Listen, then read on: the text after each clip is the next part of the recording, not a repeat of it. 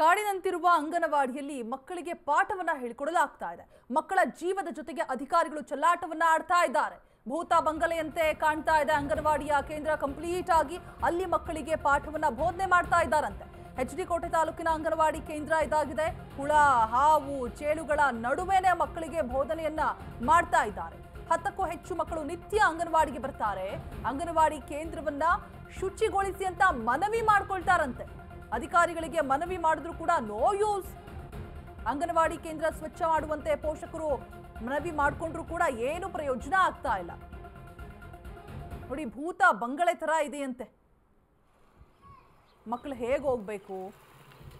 ಹಾವು, ಚೇಳು, ಹುಳ, ಮಕ್ಕಳು ಓಡಾಡುವಾಗ ಕೈ ಕಾಲಲ್ಲಿ ನೋಡ್ಕೊಂಡು ಓಡಾಡೋದೇ ಇಲ್ಲ. ಮೊದಲಾಗಿ ಅವಕ್ಕೆ ಆಟದ ಜ್ಞಾನ ಇರುತ್ತೆ. ಅಧಿಕಾರಿಗಳು ಯಾವಾಗ ಬರ್ತಾರೆ ಅಂದ್ರೆ ಏನೋ ಹೆಚ್ಚು ಕಮ್ಮಿ ಆಗಿ ಅವ್ರ ಕುತ್ತಿಗೆಗೆ ಬರುತ್ತಲ್ಲ, ಪ್ರೊಟೆಸ್ಟ್ ಆಗುತ್ತಲ್ಲ, ಆ ಸಮಯದಲ್ಲಿ ಬರ್ತಾರೆ. ನಾವು ಪರಿಹಾರ ಕೊಡ್ತೀವಿ ಅಂತ ಹೇಳ್ಬಿಟ್ಟು. ಬಿಫೋರ್ ದಟ್ ತಗೊಳ್ರಿ ಕಾಲ್ನ, ಸ್ವಚ್ಛ ಮಾಡಿಸ್ರಿ. ಅದು ಅಂಗನವಾಡಿ ತರನ ಇದೆಯೇ? ಸುತ್ತ ಮುತ್ತ ಆ ಗಿಡಗಂಟಿಗಳು ಬೆಳ್ಕೊಂಡು ಹೋಗಿದೆ. ಹೇಗೆ ಹೋಗ್ಬೇಕು ಅಲ್ಲಿಗೆ ಮಕ್ಕಳು?